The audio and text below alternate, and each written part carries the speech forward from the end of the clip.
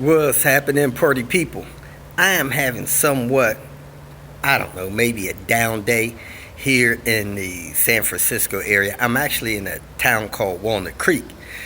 Don't have anything scheduled for today, but probably work on my car. I need to replace a couple of CV axles, a couple of shocks in the rear, do a few other minor things to it, and I'll probably stop by a salvage yard or two and maybe go pull somebody's dash. I had a stoppage on that S60R because we need a part. Need that angle gear sleeve. So, little bit of a hostage situation, but hey, I probably needed a day to take care of some other things. As you guys see, I'm in the green. Little banner at the beginning of the video signifies what my financial status is for the trip that I'm on. Quickly got into the red as soon as I got to the Seattle area. Deep into the red, getting things that we needed for the trip, tools and stuff like that. Seattle had a lot of, weather hinders some of the things you could do. A little bit of cool weather. Wasn't able to put in the hours that necessary to get out of the red. So it took me a while, but hey, we're out of it and we're doing good. Red means I'm out of pocket. Yellow means I probably have 1 to 3 days of living expenses, and then green means that I'm in excess of 3 days living expenses, so I need to stay in the green. That's good. I wanted to give a shout out to a couple people made donations. Man, that helped me stay out here, keep me going good. A guy named Shane Herb sent another donation. Jamie H, Daniel M, Steve, Eric, Roger B, Dick M, and Lawrence B, and I mean everybody on the Patreon side, and then people that are doing good with covering my expenses as I travel around here, trying to help some people out. Yeah, this little area I'm in now is a little more expensive than I've probably seen in most of my travels, but the guy I'm helping with this S60R, he seems to be okay with covering those expenses and compensating me for working on that beast. Hopefully we'll get that thing done tomorrow, move on to a couple other things he wants done, and then start planning meeting some other folks around the area before I head south towards Fresno and LA and Vegas and stuff like that. So we're moseying along, not in any hurry. Diane's doing great without any desires to head back towards Ohio, and the weather here right now is perfect. During the day it's close to 70, low 70s, and I know I need to get down in the Southern Cal before it gets hot, and surely need to get over to Vegas and Phoenix area before it gets hot, or I'll be working from 10 at night to 10 in the morning. Get on that night schedule, man. But anyway, enjoying the trip. Thanks again for everybody's support and prayers, and hope to see you guys soon. Hope you enjoyed today's clips. Welcome to Hanging Out with Robert. That's me. This video contains things that I encounter throughout the day. If for some reason I complete a task and you would like to see the details, you could click on the link in the description area below. This video also contains tips and tricks that I learned throughout the years. I plan on leaving this video accessible for about 30 days. After that, you can view it through my Patreon account. Thank you very much for watching. Here we go, folks. Starting out earlier today. First thing I'm going to do today is put this intake manifold on. Yesterday we rebuilt that ETM plug, so I believe I'm ready to put this intake manifold on. I don't think anything else needs to go there, so I'm going to start out doing that, and then I'm going to put the turbo on, get that knocked out and out of the way, and then I'm going to put the angle gear together and put that on. Maybe I'll put that angle gear together right now so that I can have that sealant drying to get that on, because I need to service that with the fluid before I hang it. So let me get the oil from Brian so I could get that serviced. Get that going first. We're doing a reseal on this angle gear. Basically replacing the seal there, replacing the seal inside the bottom area. We untwisted this and replaced the O-ring that went around there. We put one of these new O-rings in.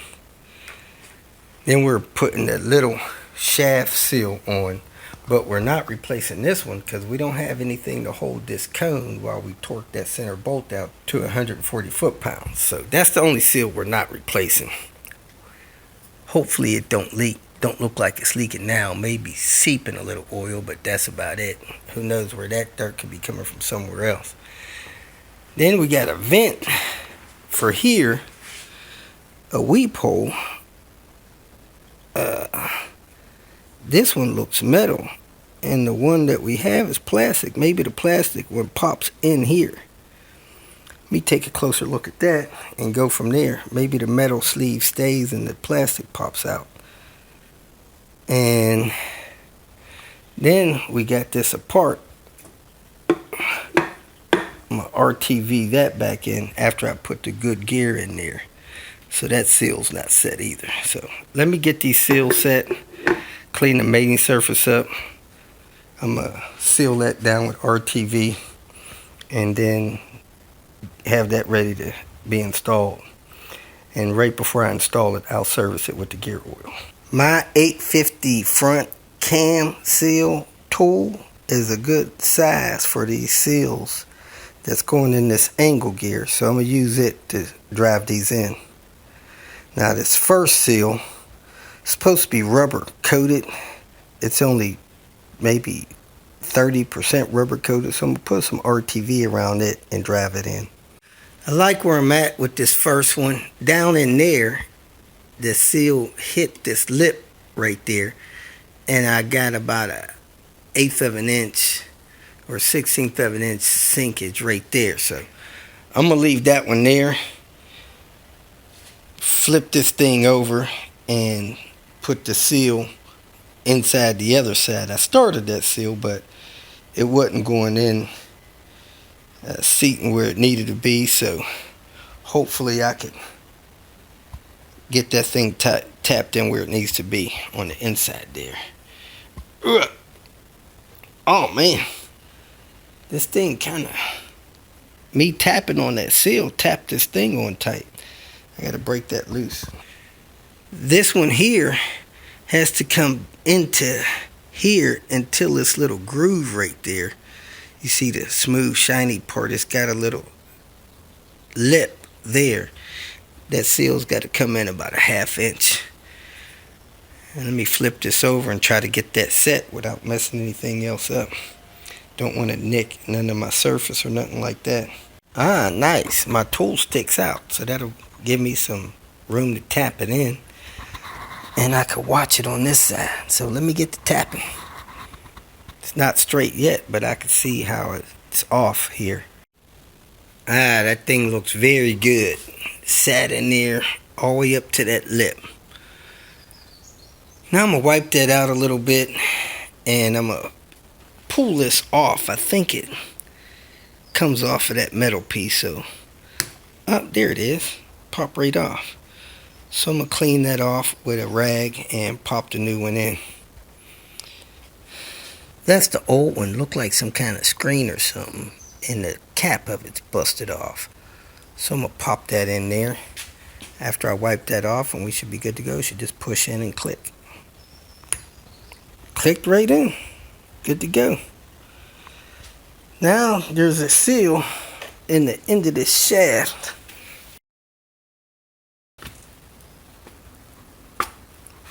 Into here needs to be pushed in.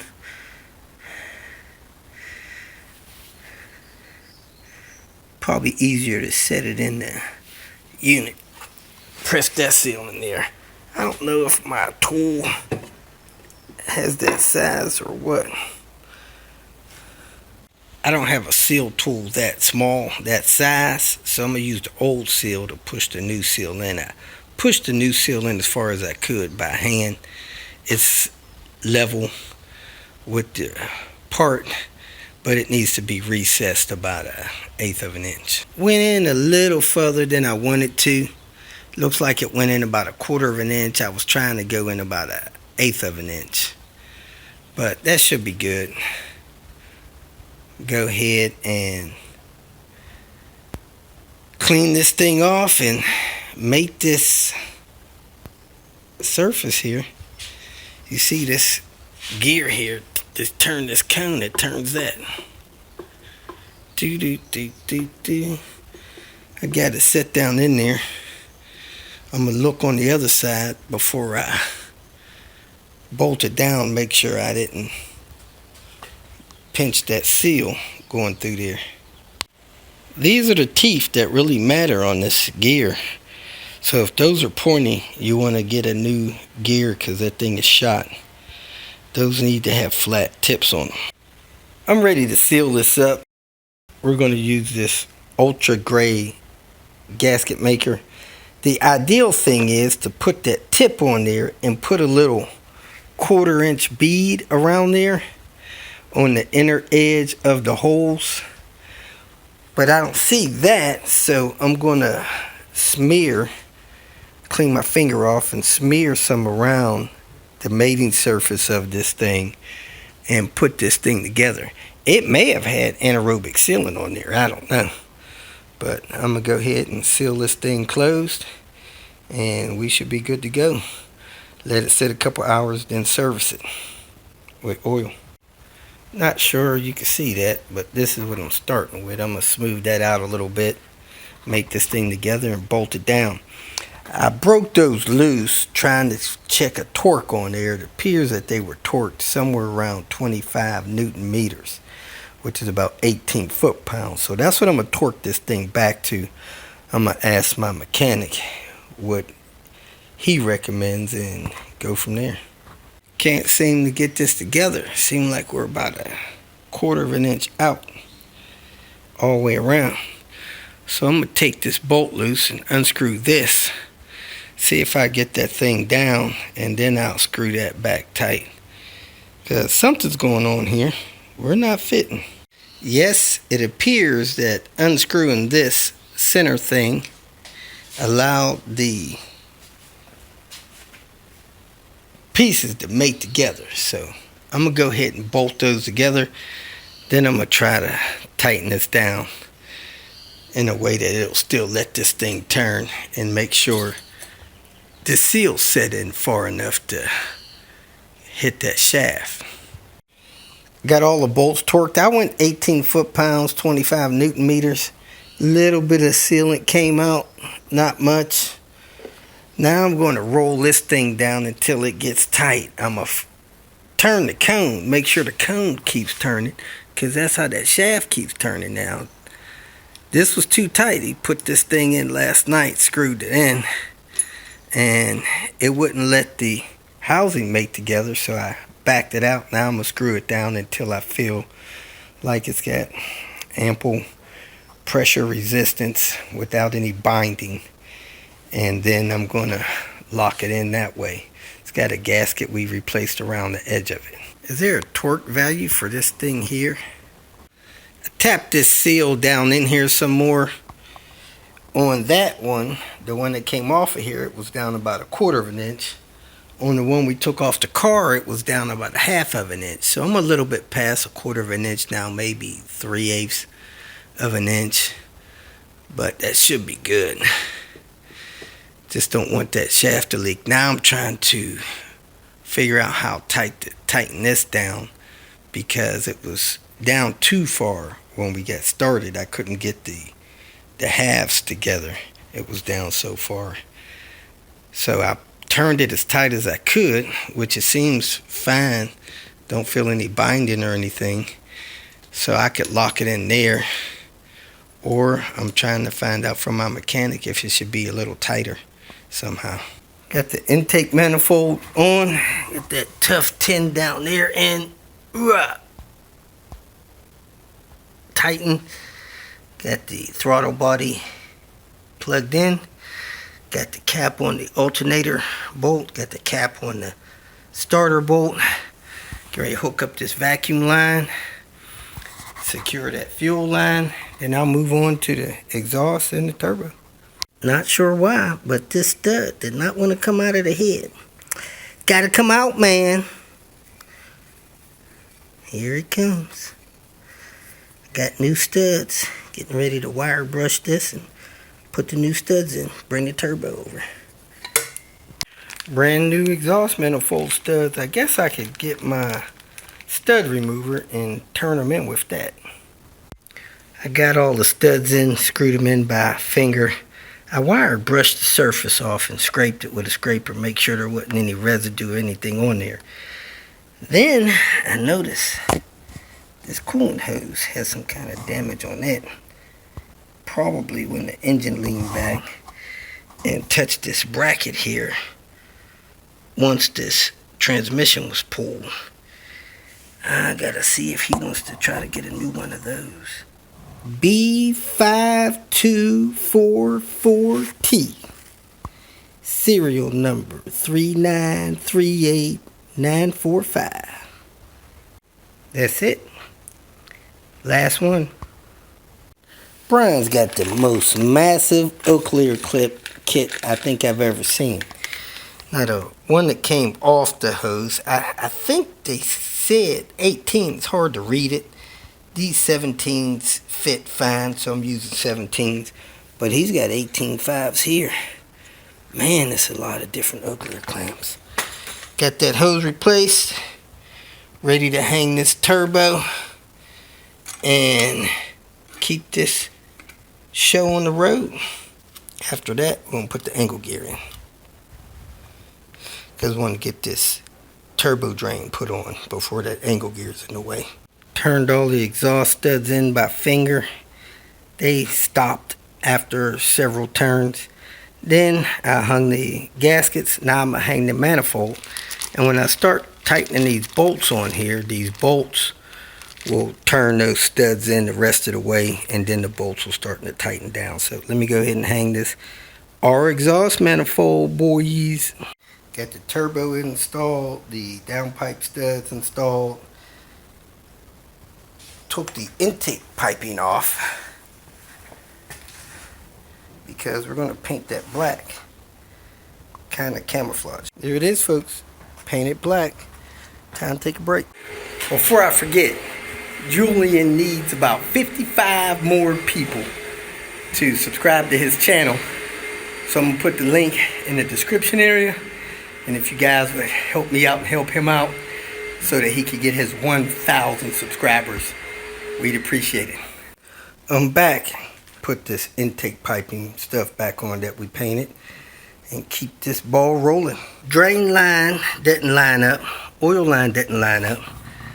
The CHRA versus exhaust housing has been twisted because somebody had this thing apart, didn't put it back together at the right degree, let's say.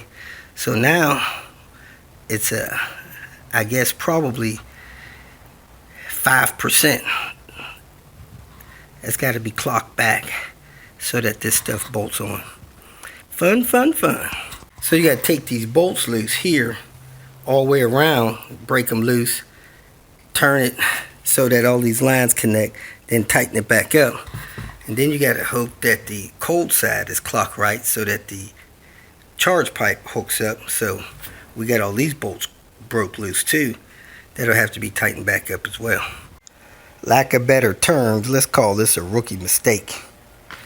So this part of the turbo, the CHRA, has to be rotated this way for all these lines to line up. So let me see how far off that is. I'm going to look at that line to that bolt compared to another turbo. Look, that thing can't even come out. Wow. Let's see where it's supposed to be. Looking at this one, this line is supposed to be right in the middle of that bolt. And over here, that line is not right in the middle, so it's got to come back that far. So I got to find a way to get this thing to rotate back. I was trying to tap it out with it on the car. It just wasn't working out right. I should be good to go. Now let me check this housing too, because that'll matter how my OTE pipe fits on there. So, he's got a mark on that. That looks like it's marked good. I'll verify that with this pipe here, almost coming up over that bolt.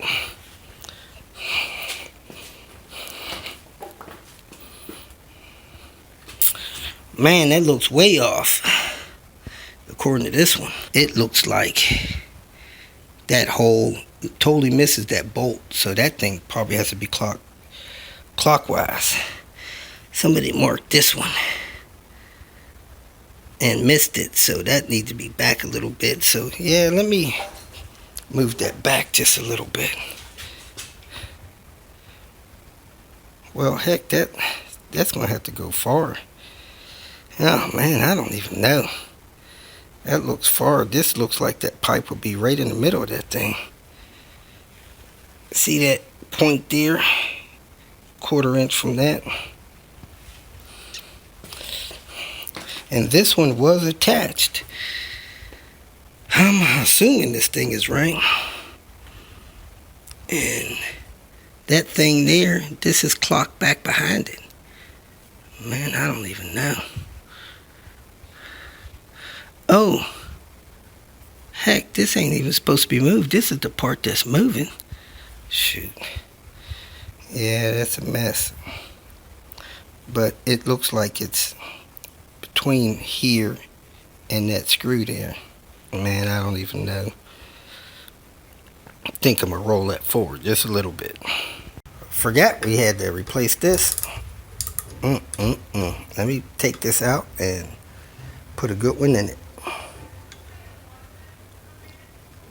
Got the turbo on, clocked right, it appears to be. Got gasket there, nut gasket there, washers there. Tighten the oil line down there so that thing could quit leaking and dripping. Got that oil drain in. Believe that's nice and tight. Now I'm going to take this old piece of fuel line off that was cut off with this fuel release tube.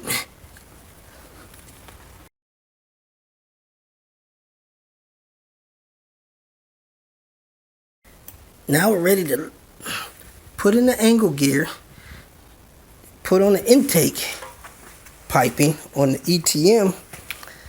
Then we should be ready to lower this car down on here. Brian wanted to put new gaskets on these VVT solenoids, so I'm going to pull those and put the new gaskets on there. These solenoid gaskets have screens in them, so that may be worth replacing them just to make sure those screens are not plugged up and those solenoids work good. There it is, folks. Match them up. Do. This one appears to go here.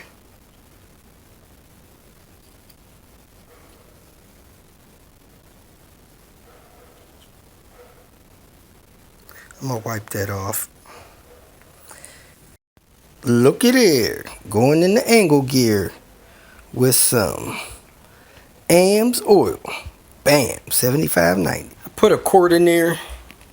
I'm letting it drain out into that little dish there. Whatever I save, I'm gonna pour back in that little packet. But some is running out of the hole. I had it tilted up on the side when I filled it up. And I run the gears through, turning it around a little bit. You can see it turning that around. Alright, looks like it stopped. Put the screw in there, tighten that down. 18 foot-pounds, if I can get it to do that, maybe 25, and Newton meters, and call that thing serviced. I'm going to go ahead and wipe this off and slide this thing on. We got the shaft over here ready for it. Probably should put some anti-seize in there. Man, that collar is half worn out. Those teeth are pointy. He needs to get a collar on here as soon as possible. If you feel that this information was useful, please like it and share it with your social media friends. You can subscribe to my channel so that you will get notifications of future videos that I post. You can follow me on Twitter, and if you need to contact me directly, please visit my website. And if you have any questions, leave them below, and someone or myself will reply to them. Again, thank you very much for watching.